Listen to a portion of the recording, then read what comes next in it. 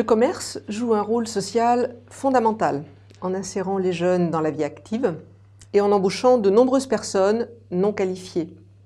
Un jeune sur 4 débute sa carrière professionnelle dans le commerce, dont près de 60 000 étudiants chaque année pour financer leurs études. Plus de 10% des salariés du commerce ont moins de 25 ans et 25% des salariés du commerce n'ont aucun diplôme. Le commerce, c'est aussi un formidable terrain pour l'alternance.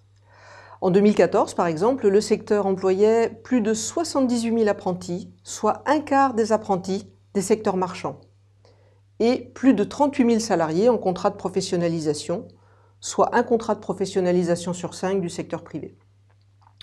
L'apprentissage et la professionnalisation, ce sont aujourd'hui des voies qui favorisent le mieux l'adéquation entre les besoins des jeunes et de l'entreprise.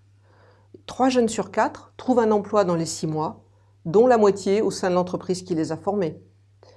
Pour prendre ce pari et ce risque d'être souvent le formateur initial, le commerce doit pouvoir s'appuyer sur un environnement réglementaire et financier favorable. Or, la multiplication des réformes de la formation professionnelle et de l'alternance ces dernières années déstabilise l'appropriation de ces dispositifs par les entreprises ainsi que leur financement. C'est pourquoi nous proposons tout d'abord de sécuriser et de stabiliser le financement de l'alternance, puis d'exonérer chaque entreprise de toute charge sociale sur tous les contrats de formation en alternance, apprentissage et contrats de professionnalisation pendant toute la durée de la formation, sans distinction de taille d'entreprise ou de forme juridique et quel que soit le nombre de contrats conclus.